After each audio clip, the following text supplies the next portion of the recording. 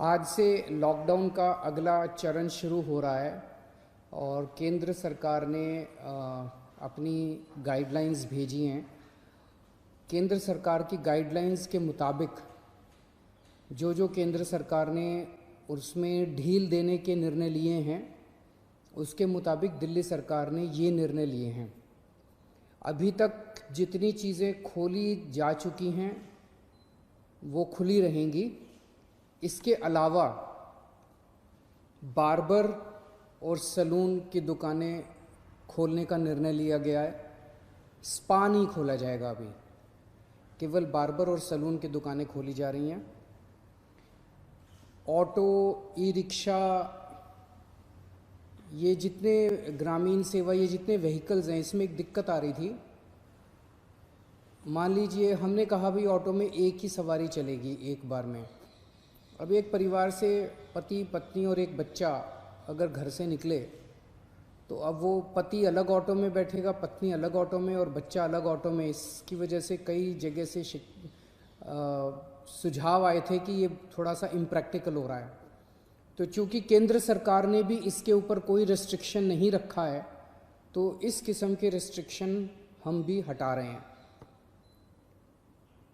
केंद्र सरकार ने निर्णय लिया है कि रात को 9 बजे से सुबह 5 बजे तक एसेंशियल सर्विसेज को छोड़ के बाहर कोई नहीं निकलेगा। दिल्ली सरकार भी वो निर्णय लागू करने जा रही है। अभी तक ये था कि 4 व्हीलर्स में केवल ड्राइवर के अलावा 2 लोग बैठेंगे और स्कूटर पे पीछे कोई सवारी नहीं बैठेगी। लेकिन केंद्र सरकार ने अब इसको हटा दिया है, इस कंडीशन को। तो दिल्ली सरकार भी केंद्र सरकार के निर्णय के अनुसार उसको हटा रही है। मार्केट्स में अभी तक हम लोगों ने ऑड इवन लागू किया था कि एक दिन ऑड दुकानें खुलेंगी, एक दिन इवन दुकानें। केंद्र सरकार के गाइडलाइंस में इस तरह की कोई कंडीशन नहीं है, तो अब मार्केट्स में सभी दुकानें खुलेंगी। पिछली बार केंद्र सरकार ने कहा था कि इंडस्ट्रियल एरिया में स्टैगर्ड टाइमिंग्स लागू किए जाएंगे, तो हमने भी उसी के हिसाब से स्टैगर्ड टाइमिंग्स किए थे। लेकिन अब केंद्र सरकार ने वो निर्णय हटा दिया, तो दिल्ली में भी अब सारी इंडस्ट्रीज़ खुल सकेंगी। अब मैं आपके सामने एक महत्वपूर्ण विषय रखना चाहता हूँ और इस पे आप लोगों का मुझे मार्गदर्शन चाहिए। आज तक मुझे आप लोगों का बहुत स्नेह मिला, बहुत प्यार मिला, बहुत विश्वास मिला, और उसी के भरोसे आज जितने काम हम लोग कर पा रहे हैं, आपके विश्वास और आपके स्नेह की वजह से ये सारे काम दिल्ली के अंदर इतने सारे काम हो पा रहे हैं। मेरे पास समय समय पर काफ़ी कठिन चुनौतियां आईं, कई बार उनके समाधान नहीं होते थे। ऐसे समय पे मैं कई बार आप लोगों के समक्ष आया, आप लोगों से मार्गदर्शन लिया, आप लोगों से सुझाव लिए। समय समय पे आप लोगों ने जो मार्गदर्शन किया उसको हम लोगों ने लागू भी किया। जैसे आपने कहा, हमने लागू किया। कुछ दिन पहले आप लोगों से सुझाव मांगे थे कि दिल्ली में लॉकडाउन में ढील दी जानी चाहिए कि नहीं दी जानी चाहिए, और भरपूर सुझाव आए। 5 लाख लोगों ने सुझाव दिए। आज आपका सुझाव एक बहुत महत्वपूर्ण विषय पर आप लोगों का मार्गदर्शन चाहिए। क्या दिल्ली के बॉर्डर्स को खोला जाए? एक बार तो आपको लगेगा कि ये क्या पूछ रहा हूं मैं। इसका एक इम्पॉर्टेंट एस्पेक्ट है, दिल्ली के अंदर कोरोना के केसेस काफ़ी बढ़ रहे हैं। रोज़ हम देखते हैं कि दिल्ली में कोरोना के केसेस बढ़ते जा रहे हैं।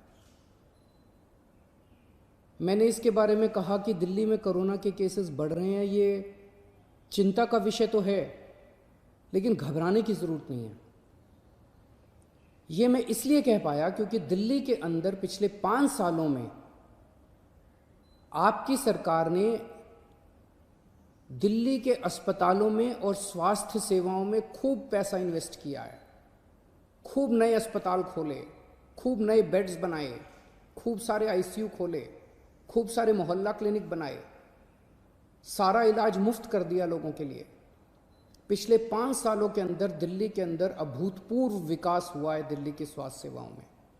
आज उसी की वजह से, जब कोरोना की महामारी की वजह से देश के और दुनिया के कई हिस्सों के अंदर उनकी स्वास्थ्य सेवाएं बिल्कुल ध्वस्त हो गई, कोलैप्स कर गई, आज दिल्ली में बढ़ते हुए केसेस के बावजूद आपका मुख्यमंत्री आपको विश्वास दिलाता है कि अगर आपके घर में कोरोना हो गया तो चिंता मत करना, आपके लिए बेड है, हमने आपके लिए बेड का इंतजाम कर लिया है।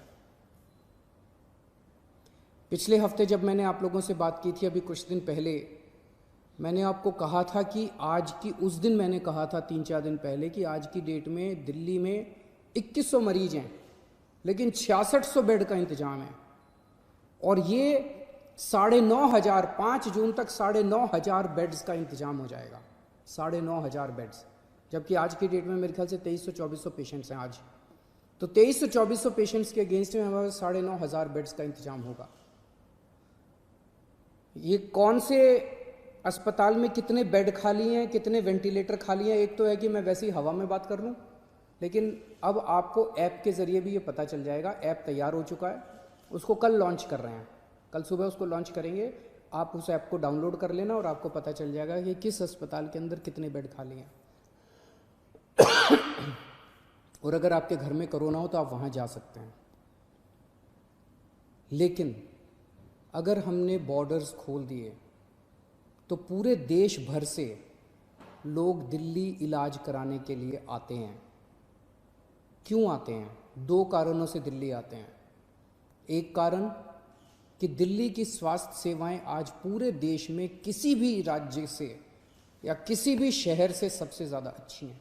पूरे देश में सबसे अच्छी स्वास्थ्य सेवाएं आपको दिल्ली में मिलती हैं, तो पूरे देश भर से लोग इलाज कराने आते हैं। और दूसरा कि दिल्ली के अंदर सरकारी अस्पतालों में सब कुछ मुफ्त है। आपका 10 लाख रुपए का भी अगर कोई ऑपरेशन होगा तो वो भी मुफ्त है। तो पूरे देश भर से लोग यहाँ इलाज कराने आते हैं। जैसे हम बॉर्डर्स खोलेंगे, देश भर से लोग अपना इलाज कराने के लिए दिल्ली में आएंगे। जो आज मैं आपको कह रहा हूँ कि 9,500 बेड्स हम लोगों ने आपके लिए रखे हुए हैं अगर कोरोना हो जाता है, जबकि आज दिल्ली में केवल 2300 पेशेंट्स हैं। ये बेड्स तो 2 दिन के अंदर भर जाएंगे अगर पूरे देश भर से लोग दिल्ली के अंदर आ गए। तो हमें क्या करना चाहिए? क्या बॉर्डर्स खोलने चाहिए या नहीं खोलने चाहिए? कुछ लोगों का कहना है बॉर्डर्स खोल देने चाहिए, लेकिन दिल्ली के अस्पतालों को केवल दिल्ली के लोगों के लिए, दिल्ली में रहने वाले लोगों के लिए, दिल्ली के लोगों, दिल्ली में जो लोग रह रहे हैं उनके लिए, उनके इलाज के लिए दिल्ली के अस्पतालों को इस्तेमाल किया जाए, उनके लिए रिजर्व किया जाए। लेकिन दिल्ली तो दिल वालों की है, दिल्ली तो सबकी है, दिल्ली तो देश की राजधानी है। दिल्ली तो केरला वालों की भी है, तमिलनाडु वालों की भी है, यूपी वालों की भी है, बिहार वालों की भी है, झारखंड वालों की भी है, महाराष्ट्र वालों की भी है। दिल्ली तो आज तक सबका इलाज करती आई है, फिर दिल्ली मना कैसे कर सकती है किसी का इलाज करने के लिए? तो कुछ लोगों का सुझाव है कि जब तक कोरोना है तब तक के लिए कम से कम दिल्ली के अस्पतालों में केवल दिल्ली में रहने वाले लोगों का इलाज होना चाहिए। क्या होना चाहिए? बहुत सारे सुझाव हैं। मुझे आपसे मार्गदर्शन चाहिए और हमें क्या करना चाहिए। आप हमें इस बारे में सुझाव भेजें। शुक्रवार को 5 बजे तक आपके सुझावों का इंतज़ार रहेगा। आप मुझे अपने सुझाव व्हाट्सएप कर सकते हैं। व्हाट्सएप नंबर है 8800007722।